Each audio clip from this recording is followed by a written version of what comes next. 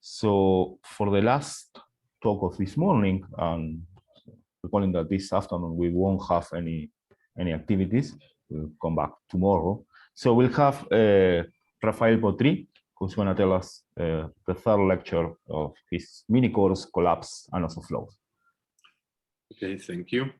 And so I will start by recalling what we did last time, and trying to also my goal today is to try to study some properties of these new examples we presented yesterday, and try to relate them with the underlying Anosov flow. So the Anosov flow we are constructing is very similar to what Jean-François was doing. We are looking at the geodesic flow on a negatively curved surface with a hyperbolic metric, and we had constructed, so last time we constructed a diffeomorphism lifting any given mapping class on the surface,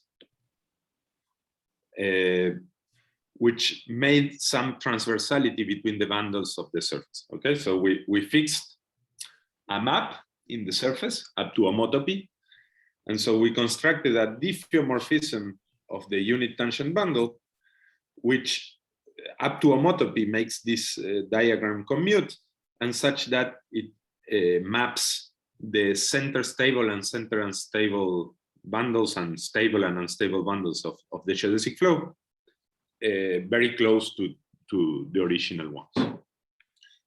And we show that this implied that for T large enough, we had this diffeomorphism Ft that we could construct by taking flowing along the geodesic flow, then applying this given diffeomorphism, and then flowing along the Anosov flow a long time, we got a partially hyperbolic diffeomorphism.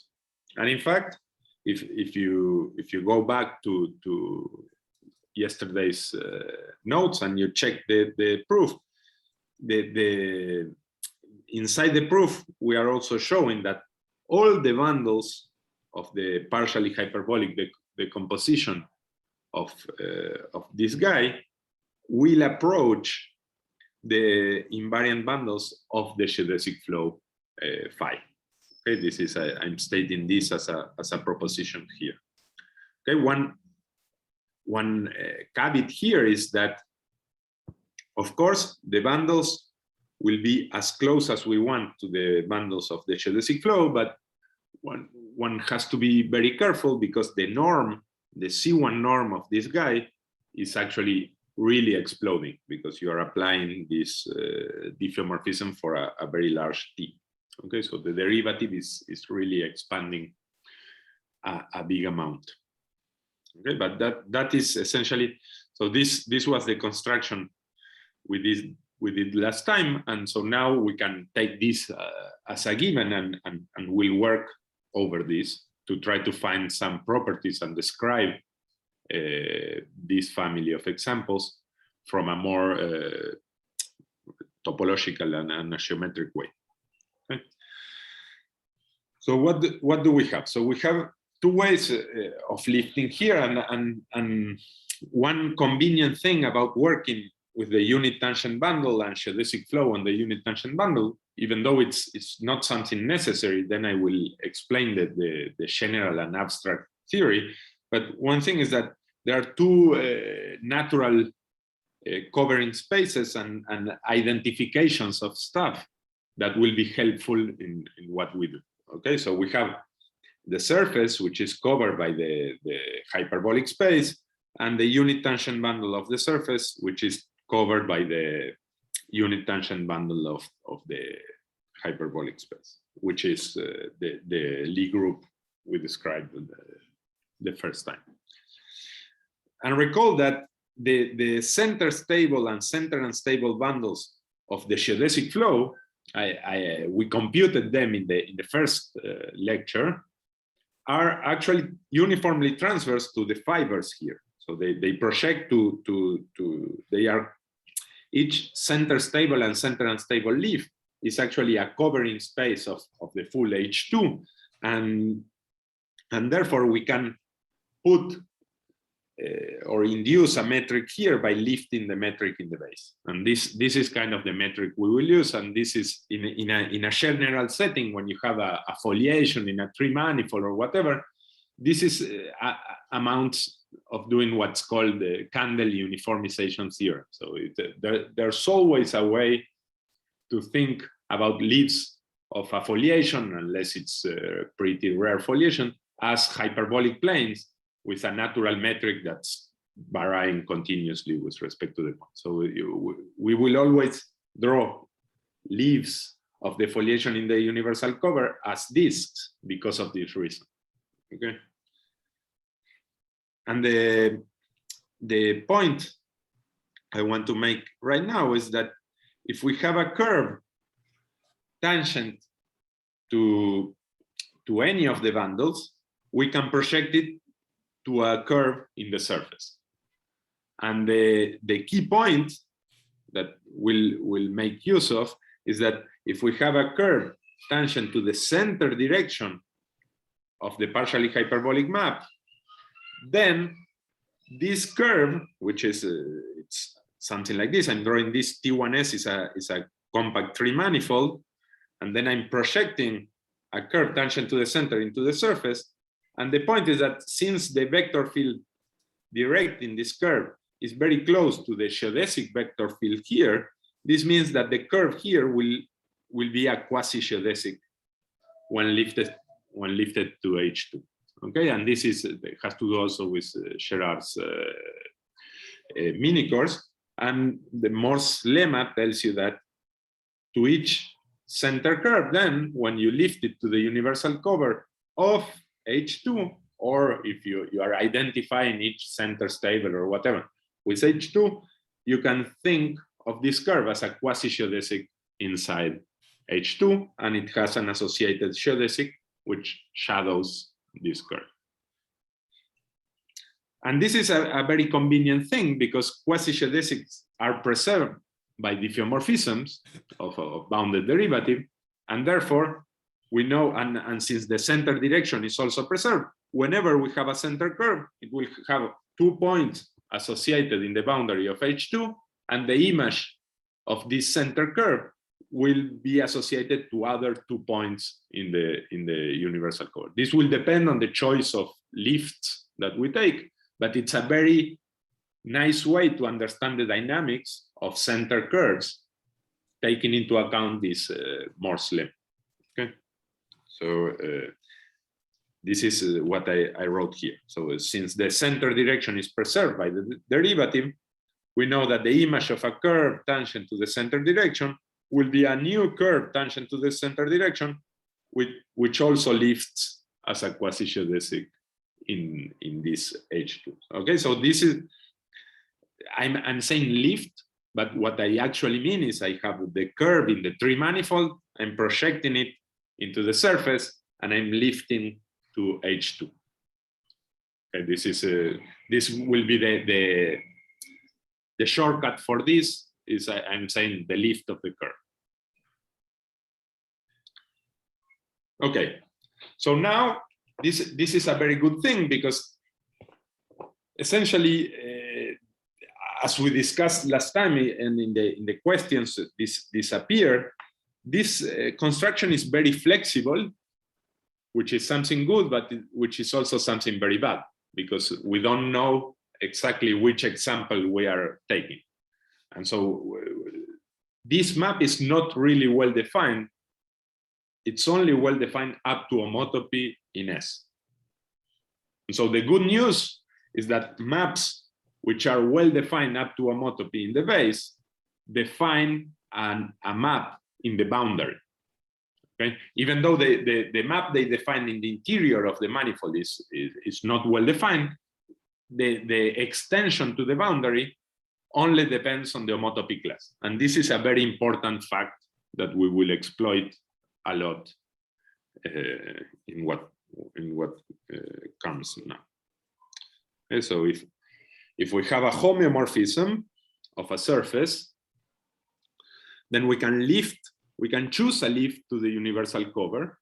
And this lift to the universal cover will induce a map in the boundary, which only depends on the isotopy class of rho and the choice of lift rho tilde. That means if I take some map psi homotopic to rho and I lift this homotopy here, then the map in the boundary, the map that it defines is well defined. And how do you define this map in the boundary of H2? You just take a quasi-geodesic ray or a geodesic ray, and the image by a diffeomorphism, by a lift of a homeomorphism, will map a geodesic ray into a quasi-geodesic ray, and so there's a well-defined point at infinity.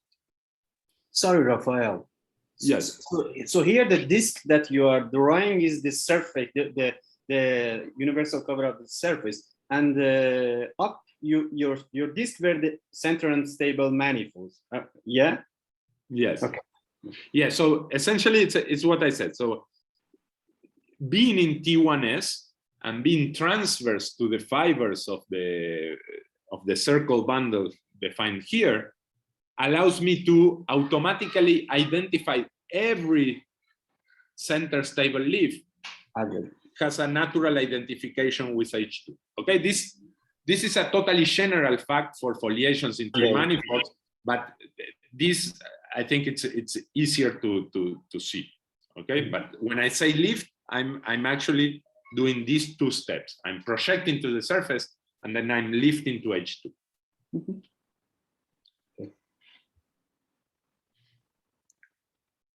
Okay, and so essentially what we get is that since our map is homotopic to d rho, meaning that it's something that when you project to the surface moves curves around like rho does, then the action of a lift of ft to the tangent here will map the curve, some curve tangent to the center to another center curve, and the endpoints will be only determined by the isotopy class of rho and the choice of lift that we made.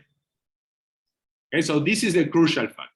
The crucial fact is that, of course, there are many things that are arbitrary here, and we are choosing different times and different maps and different constructions of ways to produce the transversality, but there is something which is totally rigid about this process, which is how quasi-geodesics map to different quasi-geodesics in the surface. And so we will try to exploit this behavior to try to describe the dynamics of our partially hyperbolic system up to what happens in the center direction.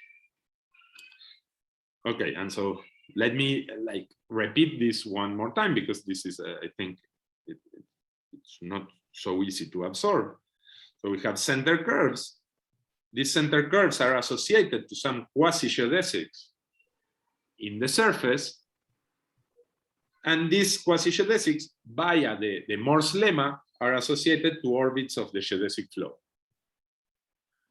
And so essentially what we are seeing here is that our partially hyperbolic map is inducing a permutation of the orbits of the geodesic flow. We are given a center curve, we have an associated geodesic, and the isotopy class of our map is telling us to which geodesic we are associating this center curve, and its image will be a center curve, which is associated to a geodesic determined only by the isotopy class of rho. Okay, and this is what last time we said is an orbit, a self-orbit equivalence of an Anosov flow.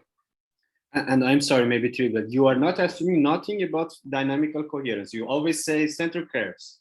Yes, I'm just saying a curve which is everywhere tangent to the center, and of course with a positive velocity bounded away from 0 and infinity, so that you are actually a proper map of the line. And this is totally general for Anosov flows in general. And let me state this proposition, which is essentially proven in the paper I mentioned last time with Christian, Andre, and Andy. So let us take an Anosov flow generated by a vector field X and a diffeomorphism which produces a transversality of the Anosov flow with itself. So we said this map will be a partially hyperbolic map, and the bundles will approximate the bundles we had already. And so there exists some T0, probably much larger than the T0 we had to ensure that this is partially hyperbolic, and a function delta going to 0, which has the following property. For every curve tangent to the center with this derivative bounded from 0 and infinity, there will be a geodesic that remains everywhere. An orbit of the Anosov flow, which remains all the time close to this center curve. Here I had to reparameterize because I don't know how the orbits of the Anosov flow are parameterized. And the reciprocal statement also holds.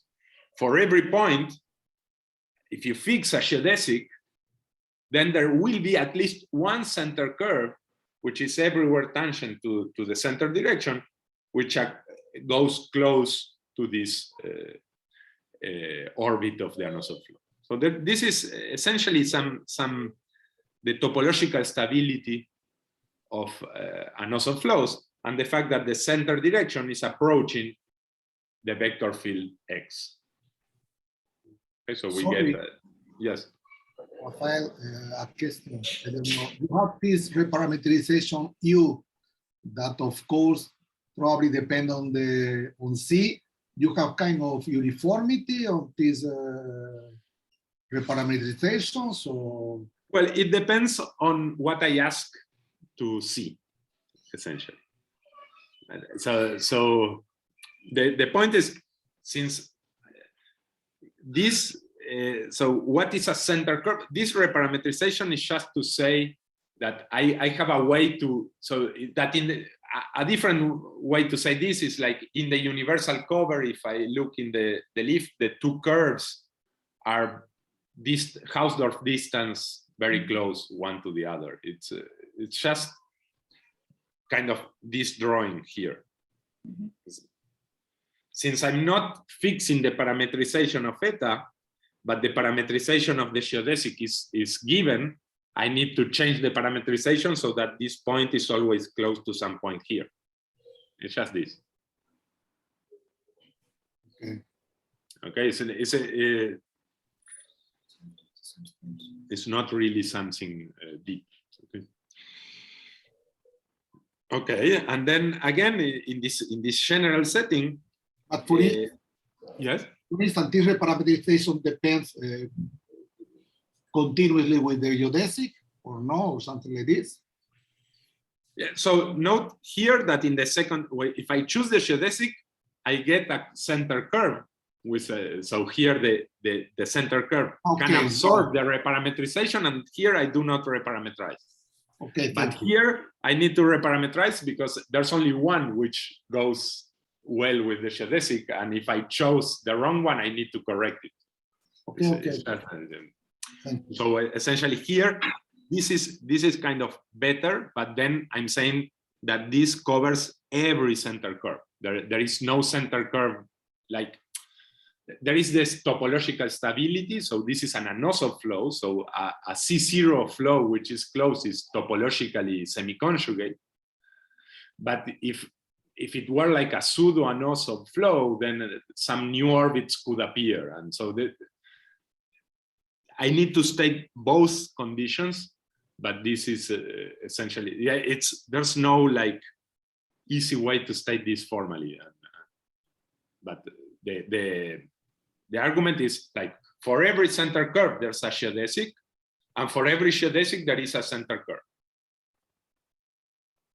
Okay, so in the geodesic flow cases, that's the state. What we still don't know is that for every geodesic, there's a unique center curve. So here we are just using the existence. Okay, the map FT maps curves tangent to the center to curves tangent to the center. So this allows to define a permutation of the orbits of the Anosov flow. And this is a self-orbit equivalent. So this already motivates the title, the object, that's the title of the Minicourse. And so let me introduce this object. Okay, so if we have an Anosov flow in a tree manifold, a homeomorphism, I defined it last time, but I repeat, is a self-orbit equivalence if it's a homeomorphism that maps orbits of the flow to orbits of the flow. It could fix every orbit, or it could fix some orbits and permute others, and whatever. There are many ways to do this, and this is what we call a self-orbit equivalent. And so a collapsed Anosov flow will have a complicated definition, but which I will discuss after I give the full definition. So a collapsed Anosov flow, to start with, will be a partially hyperbolic diffeomorphism. Okay, notice that as this is the natural regularity for self-orbit equivalences, as we discussed last time, is homeomorphisms. And here we are looking at partially hyperbolic diffeomorphism. So it's not a topological notion. And we will say it's a collapsed Anosov flow if we have three objects that verify certain properties. So we will have an Anosov flow on the manifold. This is phi t. We'll have a self-orbit equivalence of this Anosov flow. And we will have a continuous map homotopic to the identity. And this is just a continuous map. It may not be a homeomorphism. And that's the fact that it may not be a homeomorphism is the reason we are using the word collapsed here, because it will allow collapsing of orbits, and it will have the following properties. On the first property is that it semi-conjugates F and beta. So from the point of view of dynamics, this partially hyperbolic map, it's a bit it's easier to understand than a self-orbit equivalence, because it's a factor of the self-orbit equivalent. Okay? So it has this property: F composed with H equals H composed with beta. So the self-orbit equivalence we are fixing contains the dynamics of F.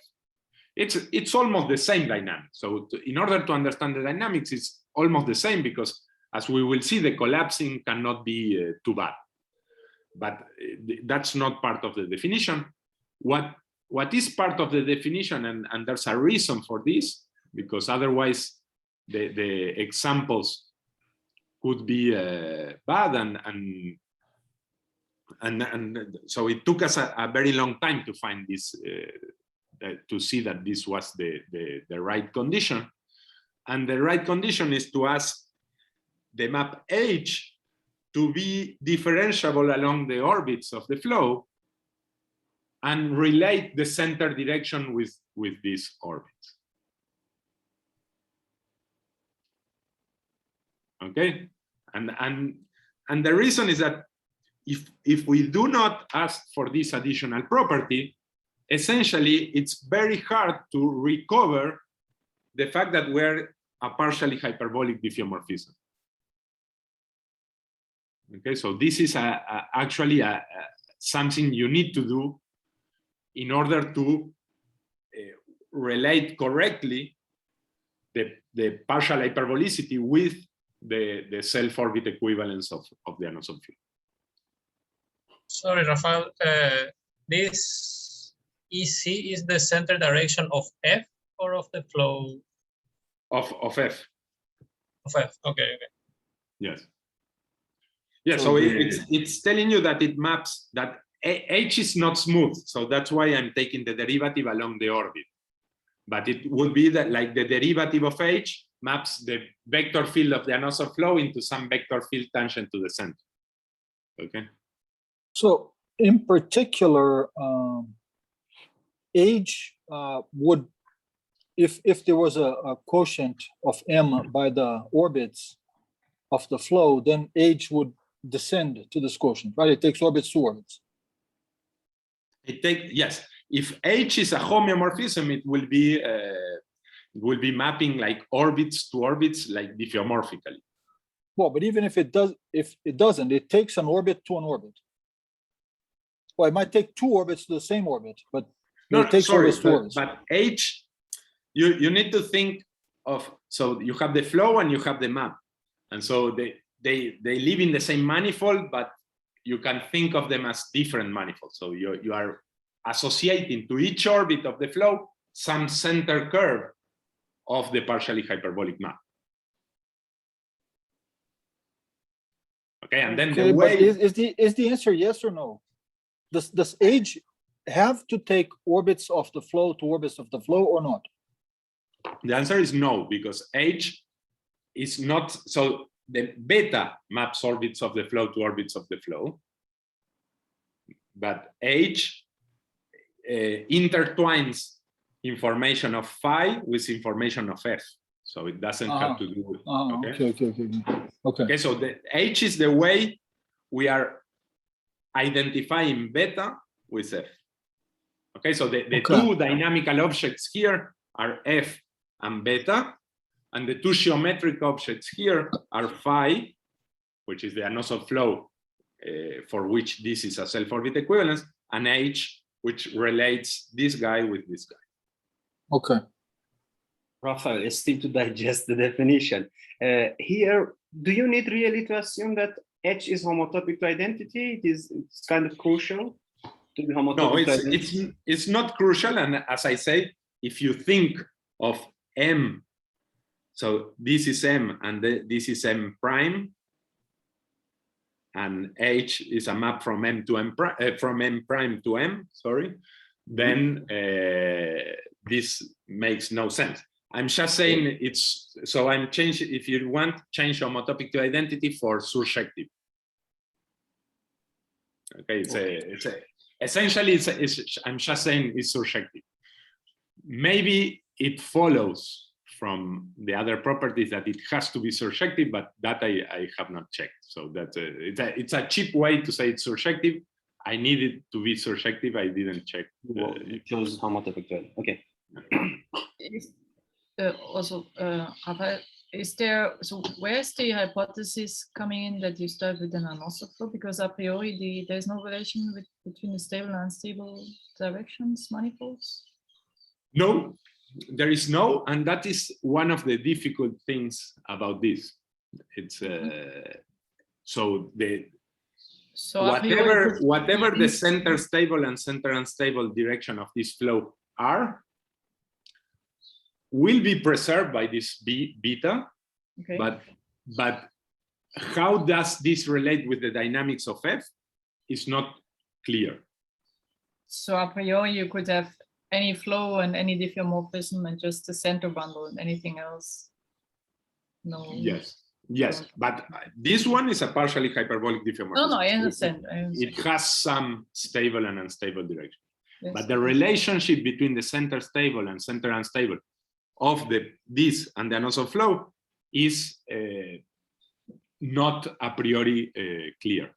Okay, thank you. So, sorry, so the center map, or whatever, the center foliation, if exists, is not absolute continuous, nothing. It's singular. No, it's so just you have a continuous foliation. Yes. And so H is differentiable only on those continuous foliation with respect to the foliation. Yes, and that is something. H is differentiable in a singular set in certain way. Wow, crazy. But this is not so hard. If you have a continuous map if instead of asking this, you ask H to be only continuous along the orbits and be a homeomorphism, then there's an average, a standard averaging procedure to improve the regularity along orbits. Okay, this is something pretty standard. This condition looks very strong in a certain sense, but it's cheap if you know that H maps. What you want here is that H maps as a topological immersion. I don't know, because the center curves can like retouch again, and it's very complicated what center curves can do. So this is easier to state, but there's a topological way to say. So if you have some H which has a natural property, but it's only continuous, then you can improve the regularity by integrating in a small interval of times and doing some averaging, and you produce a better H which has better regularity properties. So if you say, well, okay, so just instead of property 2, you're assuming that is preserving these center leaves, it will be enough to work with this property. Yes, it would be enough, but it's more. So if I had to define it that way, so it's equivalent to being differentiable along orbits and this to the other. And if I have to explain the other definition, it would be longer. Okay, good. Yeah, excellent. So okay, but yeah, I think this is it's difficult to digest the definition, and in fact it's complicated because there are like alternative ways to define this which are not totally equivalent, and then that makes this even more complicated. But let me try to keep with this. I think this is the simplest possible definition, although we are going to, so you can establish like stronger properties a priori to stuff. But this, I think, it's a convenient object to study, because I will try to explain that these kind of partially hyperbolic systems are abundant. They represent possibly all partially hyperbolic diffeomorphism. I don't know, but it could be. It's reasonable to expect this will be the case. This could be the case, and they have a way to translate the dynamical properties into dynamical properties of the self-orbit equivalence. So if we want to understand dynamical properties of partially hyperbolic diffeomorphisms, then maybe it's a good idea to relate it to this kind of thing. So the example that you presented yesterday, in the last 10 minutes. Yes. That basically you were taking an Anosov flow. You were working with this, finding then in, or whatever, rebuilding then in any class of diffeomorphism of the map of the surface. Those are collapsed Anosov flow? Yes, and I will explain that right now. So the point now is try to explain why these are collapsed Anosov flows. So very briefly, okay? So essentially the reason is this proposition, okay? So for each center curve, we have an associated geodesic, and for each geodesic, we have an associated center. It's to arrive to exactly this definition, it's a bit expensive, but to believe that something like this is going on, maybe it's not so expensive. So essentially, the unique thing that needs to be done is to show that this center curve is unique. And those examples also have the property that the center was not integrable. Some of them, I will explain that too. Okay. Okay. So some of them. So, but you can rebuild the construction being a little bit more careful in a way to guarantee that they are all integrable. I think so. Even more. I will explain why, no matter which example you do in certain classes, it has to be non-integral. Okay, good. Okay, it's a global obstruction to integrability. It's not something that depends on the actual realization of the map. Okay. So let me state one result that I think makes this definition nice and useful, is that this class of diffeomorphism form an open and closed class among partially hyperbolic diffeomorphisms. So it describes, so if you have a connected component of partially hyperbolic diffeomorphisms, and one of them is a collapsed Anosov flow, then all of them will be a collapsed Anosov flow with respect to the same flow and the same self-orbit equivalence. Okay. So sorry, in this theorem, you mean it can be empty, of course, because you're assuming that you have some Anosov flow on your manifold. Yes, yes. Yeah. But this is a class of partially hyperbolic diffeomorphisms. So, for instance, no, I said that this theorem, the open set can be empty. This was just my comment. Yes. For a given manifold anisotropy class, yes, yes. For instance, yeah, if in the sphere, for instance, yes, yes, or in torus, or in the torus. But I mean, whenever you have one partially hyperbolic diffeomorphism with this, then it's not only it's a global stability result of this class of system. It's not just like Hirsch-Pichut. You take, there's a neighborhood where you are leaf conjugate or whatever. It's the full connected component that has this property, and this follows exactly it's Hirsch-Pichut stability which gives this result. But you need to make the remark that there is some uniform version of Hirsch-Pichut stability that allows you to push to the full connected component. Okay, and so I claim that I will briefly explain why the examples we did. So essentially, one good thing about this, going to what Enrique was asking. So now, if I show, so remember that this proposition only worked for very large T. Okay, so this proposition, you can only apply it for very, very large T, maybe much larger than the T that you need to be partially hyperbolic. Okay, but it's no problem because you show for very large T, you are collapsed Anosov flow, and then since it's an open and closed condition, then for every, as soon as you get partially hyperbolic, this was a cone field criteria, then you will always be collapsed Anosov flow because you are connected to this. And so all the examples with all the possible tricks you could do will give you collapsed Anosov flows. So Rafael, Yes. could you, I mean, why is it that you have to take very large T in this proposition? Okay, because essentially what I said before was that the bundles of the partially hyperbolic converge to the bundles of the Anosov flow. Oh, I see. Okay, and fine. to be a quasi-geodesic, and okay, so I didn't really explain all the proof, but I will need to have delta very small so that the centers are very, very close in order to show the uniqueness of this guy. And then I will need to take T very, very large. Okay. And for that one, I will show its collapsed Anosov flow, but then I will apply this theorem to show that the other ones also are collapsed Anosov flows. Okay, that's a trick of the proof. It's not. Okay, let me see.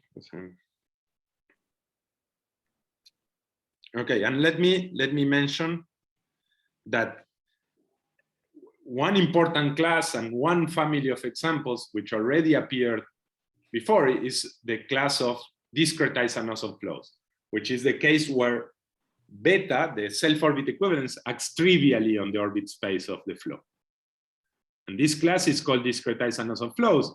And this class is particularly important because it contains because of this, it contains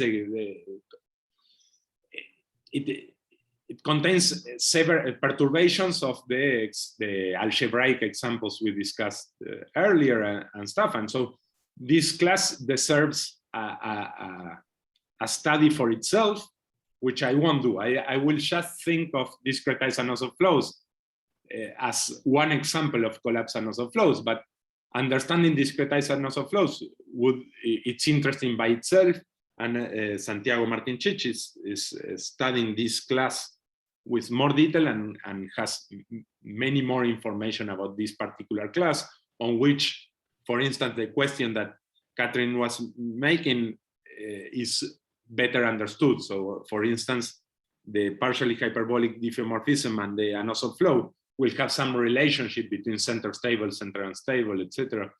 And of course, it makes sense to study in higher dimensions, etc. And this is some work in progress by Santiago. But I will not enter into that. I'm planning mostly on discussing the non-discretized Anosov flow examples. Okay. Okay.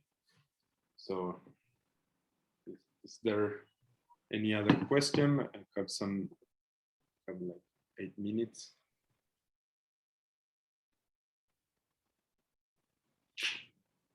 Okay. So now I will describe discuss what Enrique was asking, which is the integrability of the center band. Okay, and let me first point out that this question is not well understood.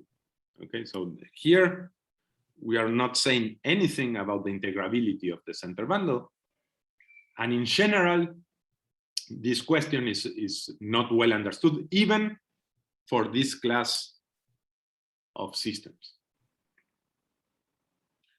But there are some subclasses, because now if you have a partially, so you could start, you fix an Anosov flow, you fix a self-orbit equivalence class, and you could try to understand this class in particular as much as you can, as you can do for the DA or the skew products over an Anosov. So you could, you can fix your favorite Anosov flow and your favorite self-orbit equivalence class and try to describe all partially hyperbolic diffeomorphisms in this case. And we are going to do that for a specific class to try to explain a little bit how this looking from outside allows to understand the dynamics in the inside.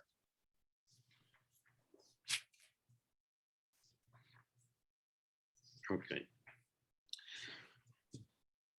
Okay, and so the example we will discuss is the case where the base dynamics, so the dynamics of the surface in the example we did earlier, so the F was like taking the Anosov flow, composed with some phi, composed with some the Anosov flow, and this guy was homotopic to the derivative of this guy. And we will assume that this guy is a pseudo-Anosov map. Okay, so since all we are interested in is the dynamics up to homotopy, defining what a pseudo-Anosov map is exactly the same as saying that it doesn't preserve any isotopy class of closed curves in the surface. Okay, it's an homotopy condition, and one way to construct an example of such a diffeomorphism. Well, I think you have to say multi-curve or something, right? I think it's enough if you do for every closed curve, it's enough, but it's okay, well, also equivalent. But and one way to construct such an example is you fix two curves, which I draw terribly here, which are filling and they are transverse, and you compose a then twist on each, and you will get one example of this if you don't know what it means. I will use some more facts about these maps that I won't prove, but this is how to construct an example with this property. Okay, and I will try to explain part of the proof of this theorem, which I didn't discuss the notion of dynamical coherence, and so here in this paper we showed that there is no foliation tangent to this bundle, that these examples are not dynamically coherent, but then later we show that something slightly stronger, which is that there doesn't exist a foliation tangent to the center direction. Okay, it's not exactly the same thing, but it's also true. Okay, and so let me,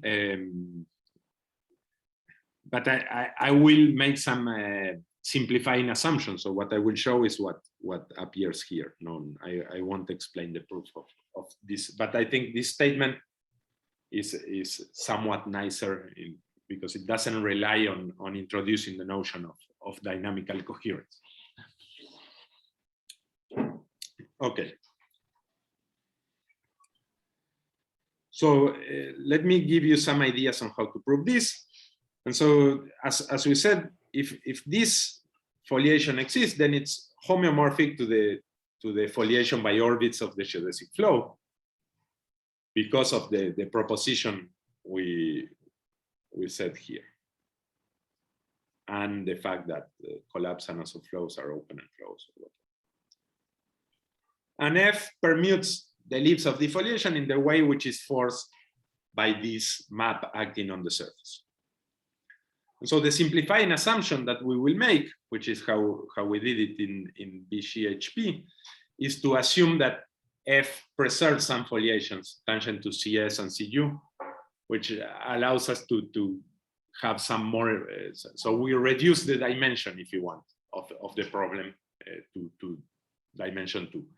But to deal with the general case, there's a tool that will appear in tomorrow's lecture, which are called branching foliation, that allow to make some of the arguments in more generality. Okay, but I don't want to introduce this tool yet. So we lift to the universal cover, we get these leaves, and as we said before, since they are transferred to the fibers, we can like pull back the metric of H2 to each one of these leaves, and so we can think of each of these leaves as a hyperbolic plane. And we can fix a lift of rho to its universal cover, which has the following aspect acting on the boundary. Okay, and this, so here is the place where we are using that rho is pseudonymous, which means that it has one lift which behaves as Morse-Mail dynamics here, with attracting and repelling points in the boundary. And so this is something which is it's not so hard to see, but you need to know something about pseudo-Anosov maps. So pseudo-Anosov maps are homotopic to guys which have some, there are some like laminations associated to this, and these laminations are by quasi-geodesics. So they determine points like this, and you can fix lifts that fix some hyperbolic, kind of hyperbolic periodic points that will force the existence of these points over here. Okay, so I'm calling this A and B, the repelling points, and I will pick one center curve which joins these two repelling points.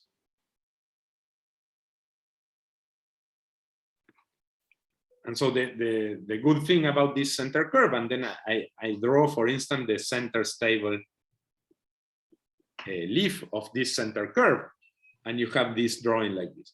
And so you have this center curve, and since I chose the leaf which has this drawing, I know that the lift of F associated to this lift will fix this center curve.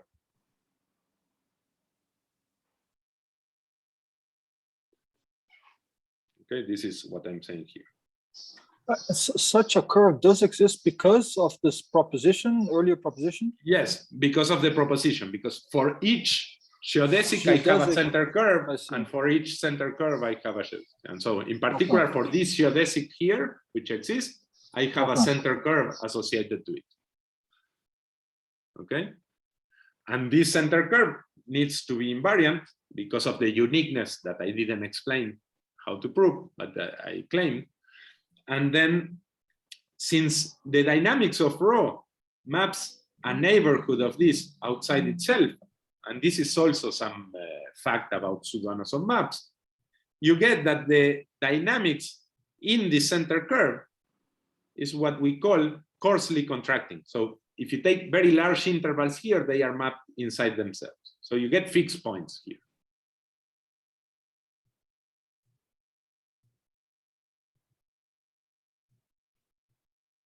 This is the fixed point X that we're drawing.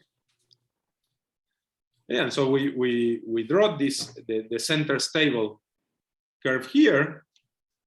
And then we are assuming that there's a foliation here. So this center stable direction is foliated by leaves of the foliation. So if I take a stable manifold through X contained here, and I take a point very close to this point here, its leaf has to land somewhere because it's a quasi-geodesic, but it will be, so I'm taking this, the green one, sorry.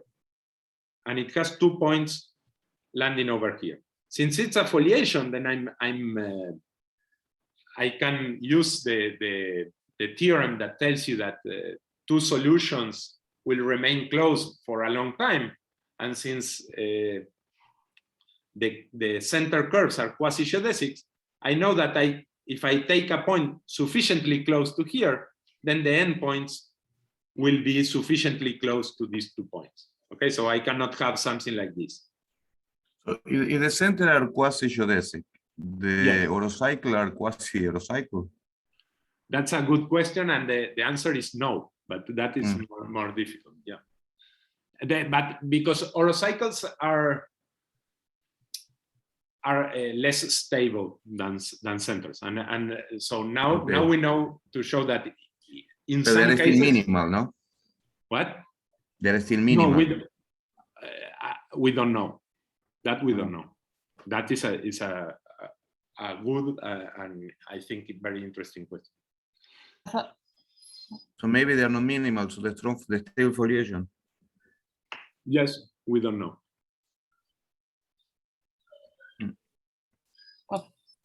Rafael, in your argument before, you get a fixed point or a fixed segment? I mean, a fixed segment, but if you have a fixed segment, it has a fixed point in the boundary. Sure. Okay. And so I'm just taking a fixed point, which I have. Okay. It could be a segment of fixed point, but I'm just taking 1 point. I take the stable manifold and I fix a center over here. I claim that the center cannot be like this because of continuity of differential equations. So the center has to be closed for a while. And so it cannot come back if it's a quasi-geodesic. So it has 1 point over here, 1 point over here. And then I apply F, and these 2 points go to the other side, but this point goes to the inside, so I get an intersection between the leaves, which is a contradiction. Okay, so there cannot be a foliation. And I emphasize on this differential equation argument because there cannot be a foliation, but what can there be? Because center curves we have. The proposition tells you you have center curves. So let me make a drawing of what can happen. Oh, Rafael. Yes. I think that we're a little bit late. I gave you some more minutes because you had a lot of questions, but maybe we could stop. I'm just I just make this drawing and I'm finished. Okay. Right. So this is the drawing of how can how the centers can look like. And essentially, this is almost a theorem. So they look like this.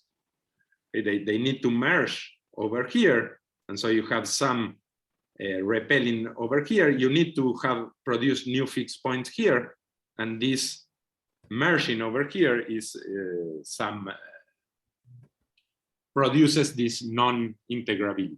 And then you have this, they look like orocycles, but in fact, we can show that they need to land here making small visual angles. So they look not exactly as geodesic, but not as orocycles. Okay, so it's something, this is harder to understand how this look like, but then the stables do like this, they make like a rep component here, and then you have something like this. Okay. And this is what I wanted to explain today. So tomorrow I will try to give other properties of these families of examples and explain what do we know and what we do not know, which is much more. Thank you. Right. Let's thank Rafael. Can you do a drawing? Let's assume that instead of the drawing, you have the geodesic one, and this one as a deformation. So you have a nice geodesic picture with your beautiful geodesic and motorcycle, etc. And then these examples coming as deformation. Kind of, yeah, so you say, bifurcation, etc. Kind of derived of an motorcycle. Oh, sorry, or the derived of a geodesic picture. Yeah, so the center stable should look like something like this. So perfect. This is what we call geodesic fan in general, but they could merge at some point. So in general, we don't know. So for when the action in the base is pseudo-Anosov, we know they have to merge. But if, for instance, if it's a den twist, we don't know if it's integrable or not. That's an open question. And then the stable manifold, as I say, so we expect it to be somewhat like this over here, but then the leaves could like have some, they split and take limits like this. And then over here, more complicated and stuff. So we know that after perturbation, we can make the strong stable and strong unstable minimal because we can do this volume preserving, whatever. But if we could do like an attractor on a repeller or something like that, that we don't know. It's it could be. I don't see in principle for some of the examples an obstruction to making an attractor, a repeller, and making some proper minimal sets inside. Sorry, Rafael, so the main part of this proof is that you have this pseudo-Anosov action and this action on the boundary. That's the main. Yes, the main point of pseudo-Anosov is two things. On the one hand, we understand very well how it acts in the boundary. And on the other hand, it has so much strength on how it acts that it forces things in the interior. Because you know that a neighborhood like this, just from being bounded distance away of a pseudo-Anosov, will push you away. And so you get a coarsely contracted center. So you know the dynamics of the centers, and you know how there will be also a center over here which will be coarsely expanding. So if you want, you have simultaneously centers which are mapping, contracting at big scale and centers which are expanding at big scale. So it's pretty interesting. And so you say, well, those guys are collapsed pseudo-Anosov, and so the H that was whether preserving the leaf for your center, how is behaving on this bifurcated foliation? Okay, it's mapping. This one is mapping to this geodesic. This one is mapping to this geodesic, and this one to this geodesic. And so it's taking the three geodesics like this, and from here on, it's collapsing some intervals like this. Okay, good. And the reason, it's a dynamical reason from the outside, because in this part, it should be expanding while it's contracting. So okay, good. So the H, you have a clear big picture how it's producing the semiconjugacy. So basically, yes. What you have is funny. So in the geodesic situation, everything collapses on the boundary. What you are doing here, you are pushing that the collapse happen before the boundary. Yes. And this is what yes, exactly. So these semiconjugacies are monotone, are they? The fibers are well connected? Sort of. So you can like if you restrict it to a center stable, it's collapsing intervals, and if you restrict to a center unstable, it's collapsing intervals. But I'm not so sure if this forces it to be monotone, but I would expect yes, but I don't know for sure. Okay. We Interesting. have some information on the collapsing, but I'm not sure if it's something totally general. So all the examples I know, and I know how to prove they are monotone, but I hope they are, but I don't. Okay. Right, maybe we can stop